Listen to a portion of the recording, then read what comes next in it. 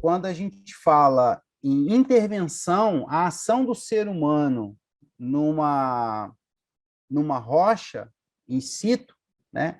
A gente está falando de uma ação antrópica, a rocha já está cheia de tensão ali da própria formação geológica, né? A gente tem a tensão da gravidade, a gente tem a tensão de intrusões, né? De magmas e movimento de placa tectônica, tem um monte de ações que estão ocorrendo ali dentro sem intervenção do homem. A partir da hora que o homem põe a mão, o negócio acaba exigindo um pouco mais de cuidado, porque a gente vai estar interferindo nesse campo, a gente vai estar abrindo um espaço vazio e as tensões vão vão tender, né, que esse buraco se feche. É isso que acontece, é o colapso, o abalo, né, estrutural. Então, partindo do princípio que existe algumas técnicas para você classificar o maciço em relação à sua qualidade, à sua competência, também tem diversas técnicas para você escorar o maciço, ou seja, deixá-lo com níveis de estabilidade suficiente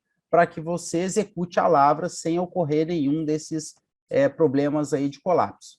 Então, aqui para o carvão, câmeras e pilares, é utilizada a técnica do Cientec, que é a metodologia do Dimenpil, onde é feito aí uma série de cálculos com relação ao fator tempo, ao fator desmonte, a esbelteza, ao fator de segurança, por final. Isso tudo vai correlacionar numa série de equações, né, para utilizar pensando em resistência da camada, resistência da encaixante, ver como esse maciço vai se comportar para não ter nenhum problema estrutural. E, por fim, a gente conseguiu o dimensionamento correto do pilar. Esse é que vai sustentar toda a massa que está acima dele. Basicamente, qual a resistência que o pilar tem e qual é a pressão que vai estar sendo exercida sobre ele, qual é o esforço que ele vai precisar suportar, né, para ele não romper.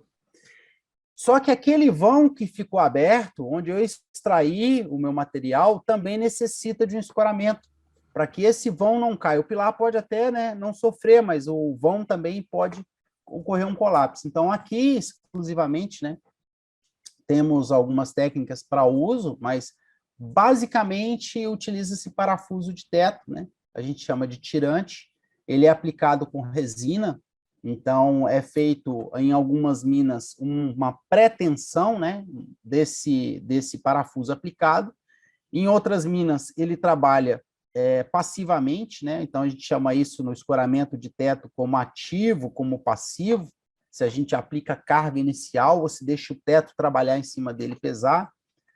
Mas quando a gente fala de suporte, a escavação subterrânea, a gente tem que levar em consideração se é só um suporte mesmo, se é um reforço, às vezes pode ser um bloco pontual, que esteja querendo cair, a gente vai lá e faz um reforço.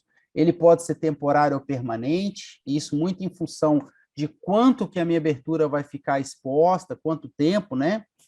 Ele pode ser com ancoragem química, no nosso caso a gente usa resina, ele pode ser com ancoragem mecânica, por atrito, né? A gente tem também isso como técnica de escoramento de escavação subterrânea.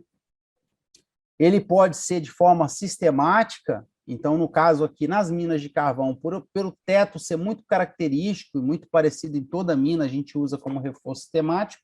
É uma malha de parafuso colocado numa sequência lógica para que cada parafuso atue no seu par ali, no seu vizinho, e assim crie uma dinâmica, né, de tensão nesse teto, formando como se fosse uma laje, né? Então, esse é o efeito esperado, que o pilar seja dimensionado para não ocorrer esse problema de subsidência e que o teto da abertura que foi escavada também suporte como se fosse uma viga em balanço ali, esse peso que está sobre ela. Engenharia pura o tempo inteiro, hein? O tempo todo. A gente tem que estar de olho, um olho no peixe, um no gato, né? Tem que olhar se o cara está aplicando o parafuso certo, porque você projetou de uma forma, né? Você projetou um diâmetro de furo, uma espessura de aço, uma composição de resina e um distanciamento entre um parafuso e outro. Na prática, né, isso tem que ser muito vistoriado e testado. Então, além de ter a teoria, né, por trás disso tudo, a programação de software, o uso, né, de software nos auxiliando na conta, mais ou menos ali na matemática, na engenharia, mas a prática requer muita habilidade do colaborador, requer horas de treinamentos, de supervisão, para que ele execute aquilo que está programado. Se a gente tiver uma falha no escoramento, por exemplo, pode comprometer todo aquele trecho e a gente tem um colapso e, de repente, vamos pensar, por que colapsou, né? Às vezes foi uma falha operacional, às vezes foi porque uma determinada região requeria um reforço a mais do que aquela suporte básico sistemático que foi preconizado.